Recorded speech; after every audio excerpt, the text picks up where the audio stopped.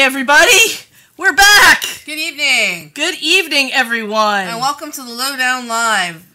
We're celebrating the royal wedding and like stuff. So welcome. Welcome, everybody. I'm Victoria Davis. And I'm Ross Davis. Alright. And we're here to bring you some entertainment news. That's right. We're gonna talk about the royal wedding tonight, but actually I want to say a few words about where we've been. You know, we were doing kind of a show every month, and we didn't do one for the month of April.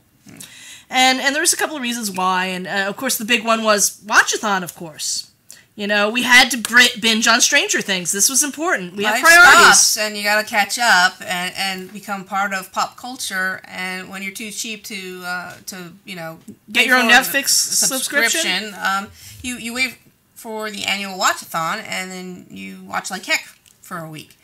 Which, I watched 2 whole seasons of Stranger Things. Yeah, that was pretty good. Yeah, I enjoyed that. Yeah, and since the last time we saw you, I have done a revamp on the website, which I hope is up and running. I went to send it out to the subscribers list yesterday, and they were like, and it was down. But that was fun. But davisfoolery.com is now available in WordPress, and we also have a MailChimp there, so you can just scroll down the menu bar, and I think it's there. So that's going to be great. So, we're going to talk about tonight the royal wedding. Yep. The Preakness Stakes. Yeah, that's fun stuff. Yeah. And, Kelly Clarkson, we're going to talk about the Billboard Music Awards. Was that the first time it was broadcast on a major network or something, isn't it?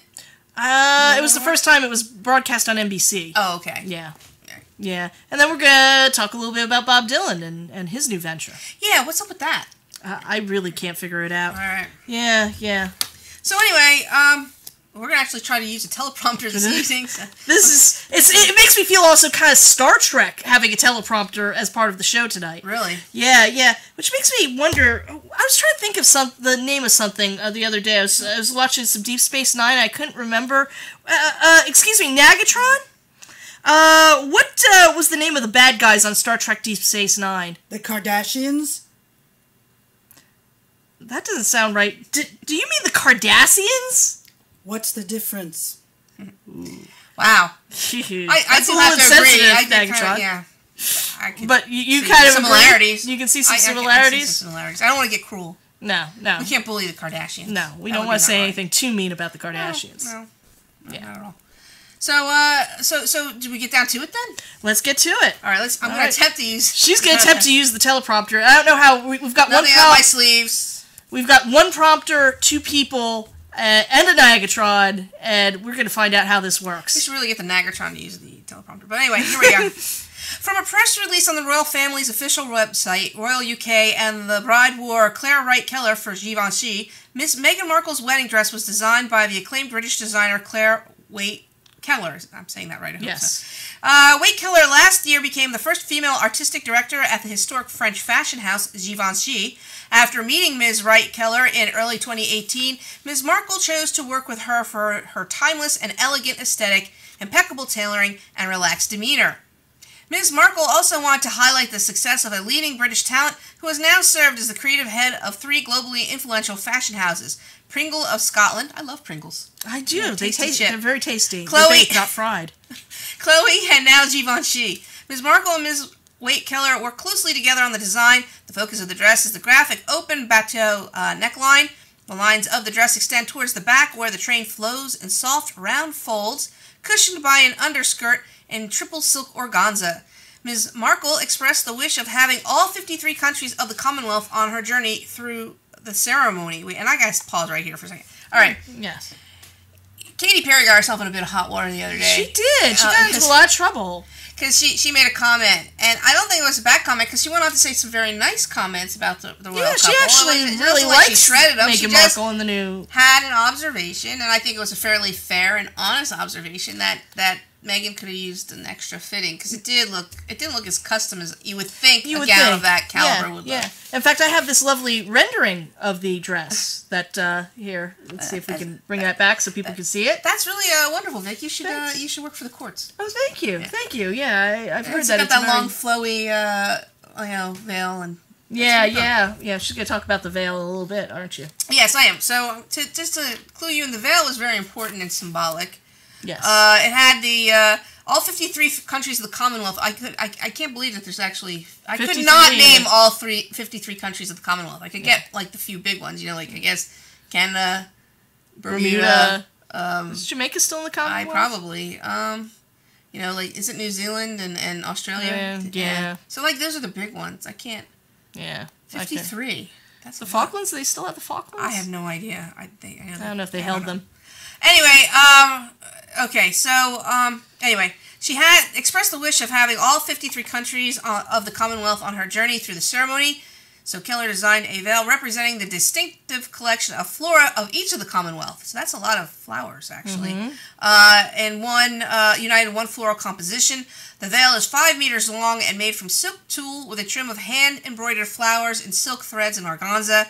In addition to the flora of the Commonwealth, Miss Markle also selected 2 personal favorites, Winter Sweet, which grows on the grounds of Kensington Palace in front of Nottingham Cottage, and the California Poppy, the state flower, of course, where Meghan came from. Yes. The veil was held in place by Queen Mary's, the Queen Mum, right? That Queen Mary? I think so. The diamond bandeau tiara lent to Miss Markle by the Queen. The diamond bandeau is English and was made in 1932 with the center brooch dating from 1893. For the bride's bouquet, Harry hand-picked several flowers on Friday from their private garden in Kensington Palace to add to the bespoke bridal bouquet designed by florist Philippa Craddock. All right, can I just pause here for a second? Yeah, sure.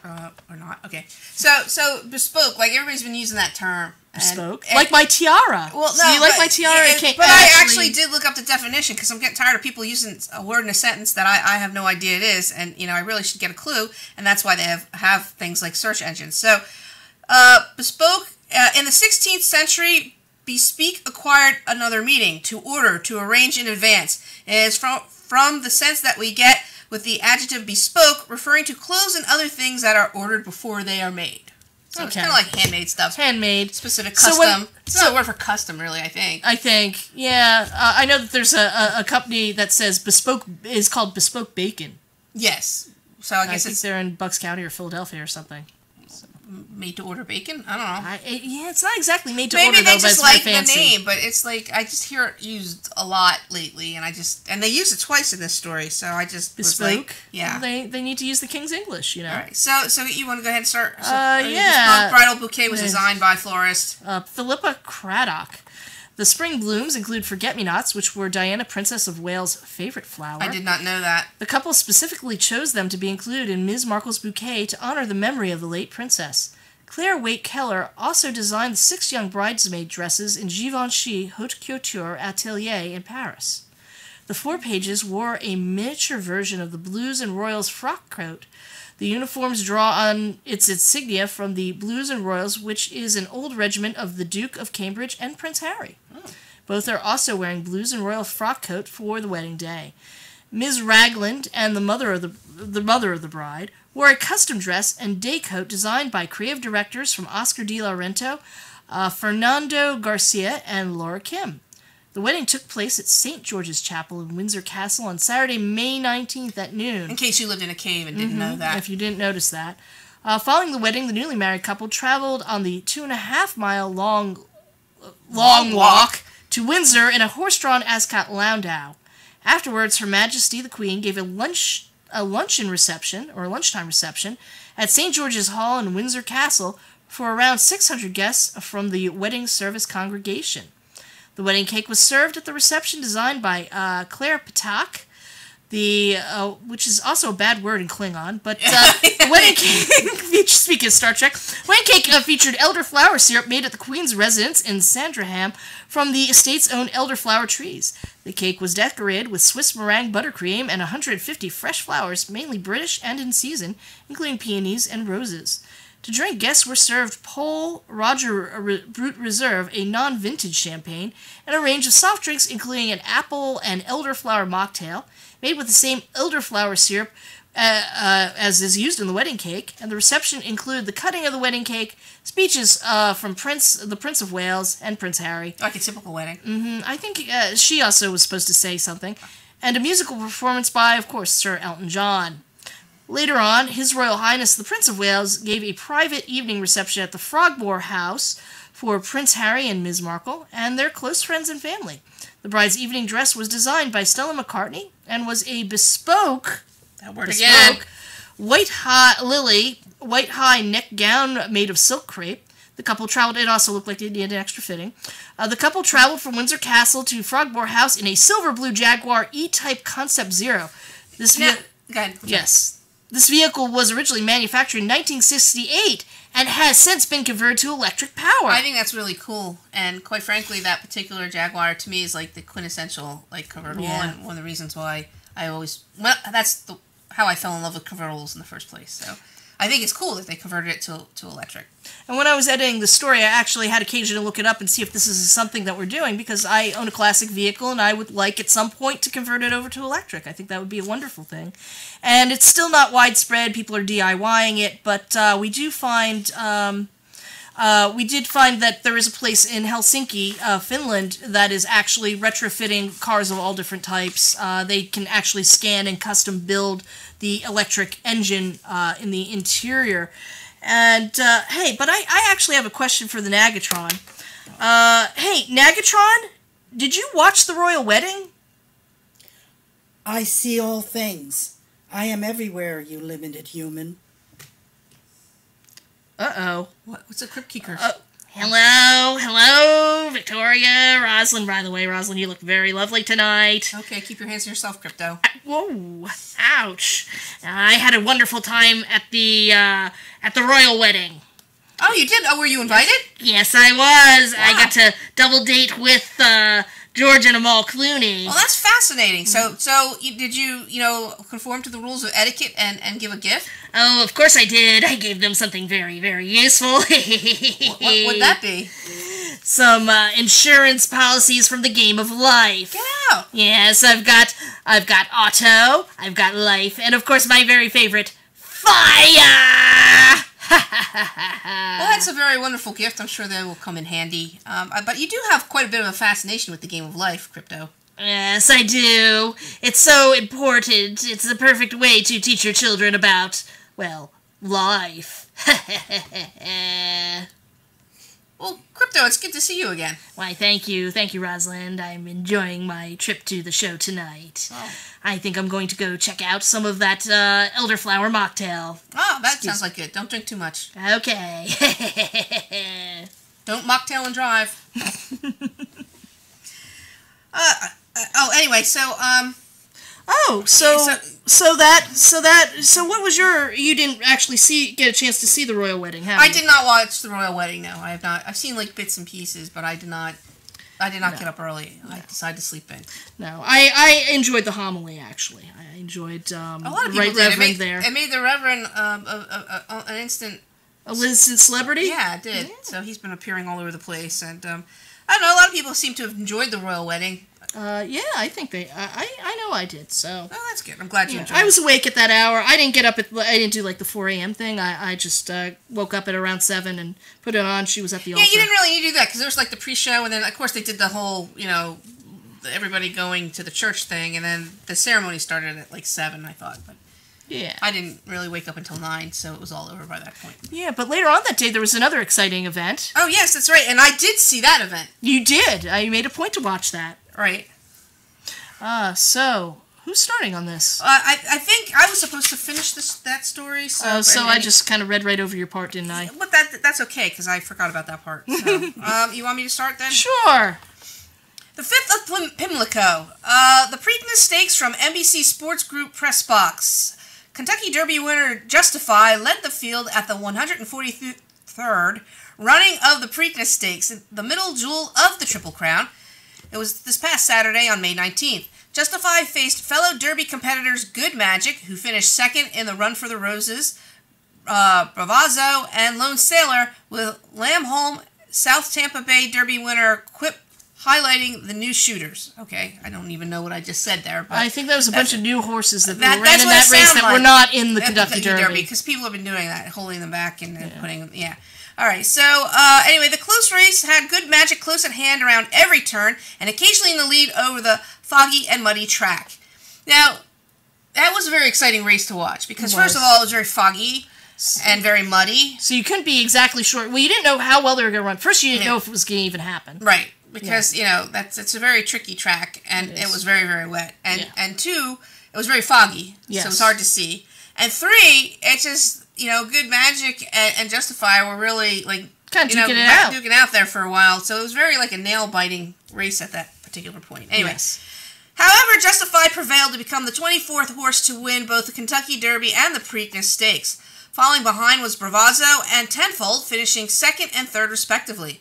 Good Magic took fourth. With a win Saturday at the Preakness Stakes, Justify will head to the Belmont Stakes, aiming to succeed the 2015 Triple Crown champion, American Pharaoh. Do you remember? That was the first time, like, since the 70s that we had a Triple Crown winner. Because I think there's been, 20... we didn't get, there's 24? It says it Did down there. I say that already? Because I know that I read it earlier. Yeah. Yes, Justify was the 24th horse to win both the Kentucky Derby and the Preakness, but only 13 have gone on to win the full Triple Crown. So it was a big deal when American Pharaoh in 2015 actually won the Triple Crown, because we had a few contenders, and then boom, he won. All right, so which is kind of what you just said. Yes. Who, like Justify, Yeah. American Pharaoh, who, like Justify, was trained by Hall of Famer Bob Baffert. If he succeeds, he will become only the 13th winner of the Triple Crown, so there's only been a dozen so far. Mm-hmm. NBC Sports Group coverage of the 150th Belmont Stake begins on Friday, June 8th, but you don't have to sit there in front of the TV if you don't want to, because post time will be at 6:37 the following day, Saturday, June 9th. That would be a long show. Kind of like this one. Yeah. We're only 17 minutes in. Yeah, that's pretty good then. And our whole sound is on, right? Yeah, it is on. Okay, cool. Yeah. All right. So, Yes. I don't know. So, do you want to switch To every one of my viewers, I'd like to say thank you for watching. But we're going to go on. Yeah, I think viewer. Yes. All one of you. Thank you. It's a very exclusive show. So yeah. You have a question for the Yeah, I do have a question because I am concerned. I did not pay attention to the betting that was going on. So, hey, Nagatron, what was how much did the Exacta pay out at the Preakness? The $2 Exacta from Saturday's race paid out $27.40. The $1 Trifecta paid out $148.30. And the $1 Superfecta paid out $372.50. For every $1 bet, right? That's Yes. what that means. Yes. Oh, Negatron, what's going on? Did you have some indigestion? She's having a rough night. She actually needs a pizza. In fact, Nagatron, if you could go order me a pizza, please. I will do so now. Thank you. Thank you. I'm getting a little hungry myself. That's the good thing with these little personal... Yeah, these spy AIs. Yes. Did I introduced the Nagatron tonight? Yeah, I believe you did. The official AI of LowDown Live yes. on YouTube. Is the Nagatron. Is the Nagatron. We like the Nagatron. We do like the Nagatron. Even though it nags us. It does. Well, then. Okay. So, hey, I think the next... Oh, you're starting the next story, aren't Do you? you want me to start? I'll start it. What Okay, the heck? go ahead. Start along. Okay. Oh, Kelly Clarkson, the Billboard Music Awards from Dick Clark Productions and the Billboard Music Awards.com. They said the 2018 Billboard Music Awards were hosted by the voice coach Kelly Clarkson. Was an emotional and celebratory night of nostalgic and one-of-a-kind musical performances and touching moments to all to celebrate this year's biggest and best music. This year's show aired live on both coasts from MGM Grand Garden Arena in Las Vegas on Sunday, May 20th at 8 p.m. And that was 5 p.m. Pacific. On NBC, Kendrick Lamar and Ed Sheeran were the night's biggest winners, receiving 6 awards each. Lamar received top Billboard 200 album, honors in most rap categories, and top streaming song. Accepting his awards all the way from Dublin, Ireland, Sheeran took home top honors in 6 categories, including top artist. Bruno Mars, Luis Fonsi, Daddy Yankee, and Justin Bieber followed close behind, winning 5 awards each. Mars took home awards for top R&B artist and a whole bunch of R&B awards. Categories, yep. Yep, and Despacito by Luis Fonsi, Daddy Yankee and Justin Bieber won for top Hot 100 song, and a whole bunch of other things that I apparently left in here. Well, including the top streaming song, both audio and video. That's true. I Other multi-category winners include Imagine Dragons, Chris Stapleton, The Chainsmokers, Taylor Swift, Tasha Cobbs, Leonard, Ozuna, and U2. Well, that sounds nice. Yeah. The two fan-voted award winners were BTS for Top Social Artist and Camila Cabello for Billboard Chart Achievement Award. The show has had special moments, catering to audiences of all ages. Perhaps the most memorable was a medley from Icon Award recipient Janet Jackson, who electrified the stage with a performance of some of her biggest hits, including If and Nasty. Yes. That's got to be fun, actually. Yes, Miss Jackson if you're nasty. Yeah, Miss Jackson if you're nasty. I saw her once live. I did, yes. Yeah, I went to yes, you did. Janet Jackson yeah, concert was a long time ago. she exciting? She was okay. Okay. Yeah. All right. Ariana Grande opened the show. I think the Nagatron was telling me about that earlier, about her feelings towards the Ariana Grande opening. Oh, yeah. Nagatron, how did you feel about Ariana Grande? I liked her little girl dress and her boots that came up to her thighs. That is her look. That is her look. Did she have the cat ears on? No, I don't think she does that anymore, right? I do not remember. I think she's just a ponytail. I think she hung up the cat ears. Okay. All right. Anyway, so Ariana. She opened the show with a rousing performance of her new hit single, No Tears Left to Cry. It's actually a pretty decent song. Is it? Oh, yeah, it's that's good to poppy. hear. Okay. It's got a beat. Host Kelly Clarkson took the stage next, welcoming the audience in the arena and at home to what was sure to be an unforgettable night, and was joined on stage by the famous Las Vegas entertainers. Ed Sheeran gave a very special performance of Galway Girl, appropriately coming from viewers from Galway. He did it in Galway. I guess that's where he was, accepting his award. Yeah. Yeah. You don't have to sing it. No. In fact, I should not, because this is a royalty-free show. Yes. The Chainsmokers and Halsey delivered touching remarks in memory of late DJ Avicii, who passed away earlier this year. I know I'm getting old when I don't know who that was. Christina Aguilera and Demi Lovato brought down the house with the show-stopping world television debut of Aguilera's empowering new song, Fall in Line. Host Kelly Clarkson took a break from her duties to show off her impressive pipes with a single from her new album, Whole Lotta Woman. Whole Lot of Woman. Hey, she was a whole lot of woman, but she's been looking better lately. Hey, Nagatron, how did Kelly Clarkson lose the weight? Her mother stopped feeding her. That's really mean. Oh, that's not cool. That's not cool. No. Don't be bullying Kelly Clarkson. Ooh, that's not nice. But she looks good. Yeah, she does look a lot. She looks good. She does. The show closed with a once-in-a-lifetime collaboration between Salt and Pepper and En Vogue. That's like a moldy oldie blast from the past. Yeah, this actually kind of sounds interesting. Maybe I need to go look this up. I'm going to have to go see where I can find this. They joined together to perform legendary hit songs Shoot. Yeah. I'm not going to sing it. Let's Talk About Sex. Push It. And What a Man. What a Man.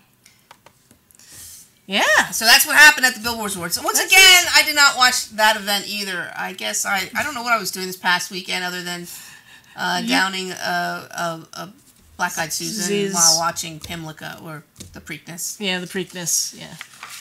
So okay, well. So the show did cater to all audiences, is what they say. They put in some oldsters there, like Janet Jackson and Salt and Pepper and En Vogue. Sounds kind of fun to me. I don't know.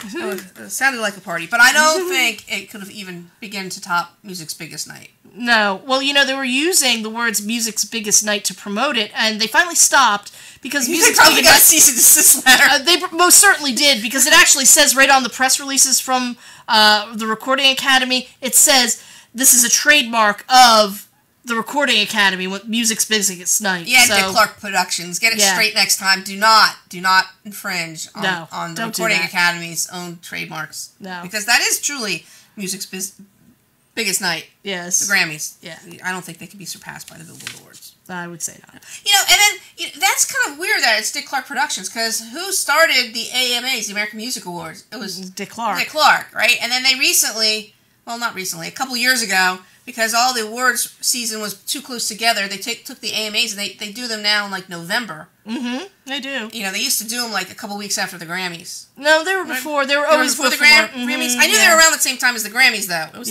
part of that season, and they just kind of moved it. And now it looks like they're trying to expand the season by giving out even more awards. But it makes sense to give out Billboard awards. Let's think about it. I don't think it's too far of a stretch because, we've been watching...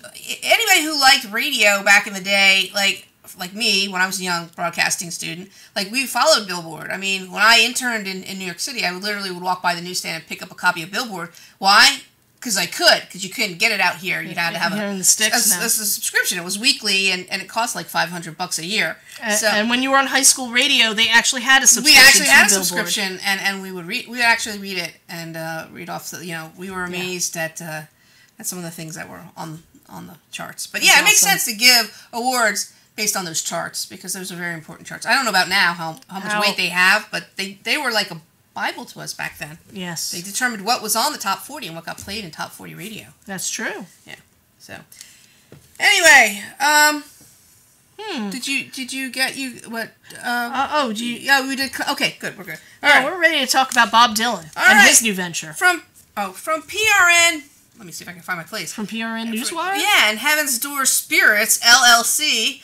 On April 30th, Spirits Investment Partnership, or SIP, that's pretty clever of them. I didn't even notice that when I read this in rehearsal. Yeah. In partnership with Bob Dylan, announces the debut of Heaven's Door, a collection of super premium craft American whiskeys. Nagatron, what in the world does super premium even mean? Is it extra special? It is extra special. Thanks for clarification, Nagatron, because really, super premium, what is that? I didn't even know super premium craft American... faster? I don't know. Think about it. Super premium craft American whiskeys. That's supposed to connote something to us? Possibly. All right. I don't know. Okay, super premium must mean it's like really high-end. It's not just high-end whiskey, not, your normal pedestrian high-end whiskey. It's super premium craft whiskey. American whiskey. I wonder if this is that. It could be. No, I think that's the real stuff. Isn't that Scotch? That's not whiskey. That's whiskey? This is whiskey. Oh. This is bourbon. This is actually Kentucky bourbon. Oh, okay. Well, thank you for that brief lesson. But it's not super premium. I don't think so. I don't think I could afford it. Bob Dylan's first and only brand partnership, because he doesn't do this every day, right? He's not very commercialized, but... No, although he did do some Victoria's Secret commercials. We'll just say that. That kind of, is turning my stomach right now. Thank you for bringing that up. Anyway, Heaven's Door will be an evolving portfolio of handcrafted whiskeys. It's like they're going to do, this series or libraries of whiskeys in collaboration with different master distillers. And blenders from across the country. So that kind of sounds interesting. You like to study spirits, and you have friends who study spirits. I have devote a whole website to the spirits, yes, and to American public houses and the review thereof. So what do you think? Does that interest you that there will be different master distillers and blenders of whiskey? Does that sound appealing? It does sound appealing to me, yes. So rather than having one coherent brand, they're going to have all these different master distillers creating different whiskeys for them. Very bespoke, I would say. Very good, Vic. The genesis of Heaven's Door came when spirit entrepreneur Mark Buchella, and how do you say, are you at a cocktail party? Which is ironic, but true. And you say, hey, I'm a spirits entrepreneur. That's got to be fun. I imagine you have instant friends. I imagine you do. So, anyway, Mark Buchalla, who's apparently an spirits entrepreneur, he is the CEO of SIP, read that Bob Dylan had registered a trademark application for bootleg whiskey. Bootleg whiskey was the trademark. In 2015, Buchalla then embarked on a mission to connect with the artist and explore ideas. He just wanted to spitball with Dylan. Yeah. Through a mutual friend, a meeting between the two was arranged. Together, they developed the idea of creating a whiskey collection that would be the perfect blend of art and craft. Arts and crafts of whiskey. Arts and crafts? Hey, if they had that back at camp, that would have been good. Of course, I was busy dealing blackjack, but that's another story entirely. Incorporating... for another time. Oh, my. Incorporating Bob Dylan's artwork in the packaging, rather than making a single whiskey or work with just one master distiller, We thought it would be far more interesting to work with various master distillers and blenders to make whiskeys that would each have their own unique signature, Buchala explains. By working with different whiskey artisans for each new expression, the portfolio would be more diverse and eclectic. We both wanted... Oh, why don't you pick that up with Dylan's quote? We both wanted to create a collection of American whiskeys that, in their own way, tell a story, says Bob Dylan. I've been traveling for decades, and I've been able to try some of the best spirits that the world of whiskey has to offer. This is a great whiskey.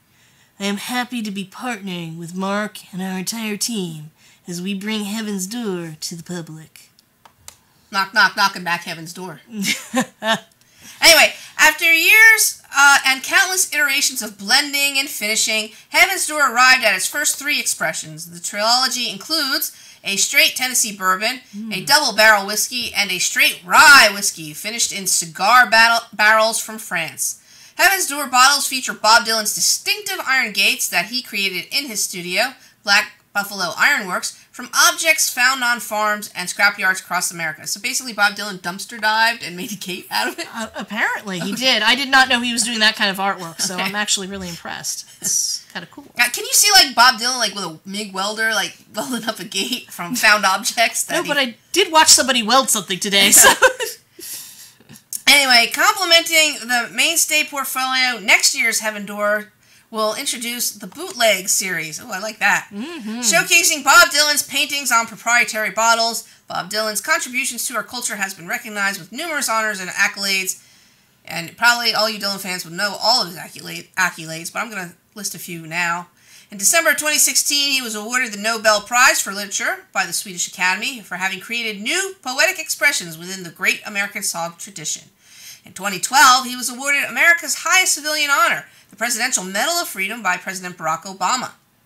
In addition to winning 11 Grammy Awards, which I'm surprised it's only 11, but that's not too shabby. That's not too shabby. Dylan has achieved 6 entries in the Grammy Hall of Fame with honors recordings of qualitative or historical significance of at least 25 years old. And I think we might have run out of prompter. It's probably you have to scroll down the page. Well, I'm not going to do that. Oh, it's just one sentence. Bob Dylan recently released his 38th studio album, a triple album set aptly titled Triplicate. Triplicate. Very nice. Hey, Nagatron, why is Bob Dylan going into the whiskey business anyway? The answer is blowing in the wind. Okay. Fair enough. Fair enough. Yeah.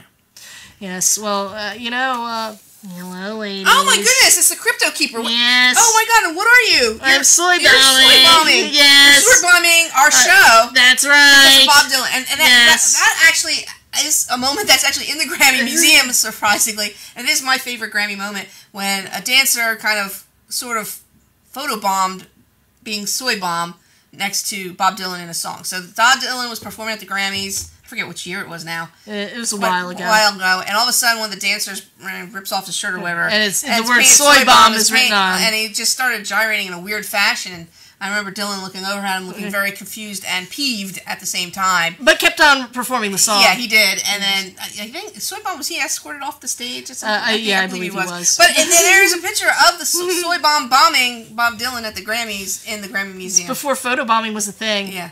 He actually probably invented it. He probably did. We don't really exactly know why he put the word soy bomb on his chest. I read about it, and Michael is his first name, I think. I forget his full name, but he actually, it was meant to be like a creative expression, but it was like about nutrition and personal growth was the idea behind the soy bomb. I don't know, it just makes me think of tofu for some reason. Well, I think he was a vegan, so that kind of works out. Tofu chunks. Yeah, ooh, nobody wants that. No. Anyway, I'm here, Rosalind, to wish Bob Dylan the very best on his new venture. I think it'll be quite profitable, and this dance is for him. Wow, you got really down Soy Bomb's moves there, Crypto. You know he does. Wow. Well, I guess Soy Bomb can Crypto Soy Bomb can dance us out. Oh wait, but we actually have a few things. But wait, there's more. But wait, there's more. Yeah, we're sorry, but there is actual even more show here. No, on a serious note, we've done ever. This is the longest show we've done so far. A record. Yeah, so let me put this into the frame so there. Soy Bomb Is it in frame? Okay. No, yeah, we could get rid of the Nagatron. Oh, there you go. That works. Yeah, who needs a Nagatron anyway? Nagatron will give it the hook. Hopefully she'll get us a pizza, and that will be great. We'll bring it back in a second at the end of the show. Okay, so, yeah, actually, we mentioned at the top of the show that we're too busy watching Watchathon to broadcast for you in the month of April, but there's actually a couple of different reasons why, and one of them is we weren't feeling very funny, because we lost a friend, a time slot neighbor, when we were on radio, and he was a good man, and he would have definitely appreciated that last story, because it's about Bob Dylan, and it's about Bob Dylan's art, which I think would probably be very, very appreciative of. So we'd like to actually wish the very best to our fallen friend, Jethro Ken. And normally when we lose a friend, we usually drink a toast to them with some bourbon or some scotch or some rye. But that didn't seem quite right, so we have a very special toast for him. It involves jelly donuts. Jelly donuts. There you go. So here's the favorite. jelly donuts. Let's give one to the Nagatron over there, and maybe the Crypto Keeper can have them. And here's one for Jethro. Here's to Jethro. Here's to Jethro. Thank you.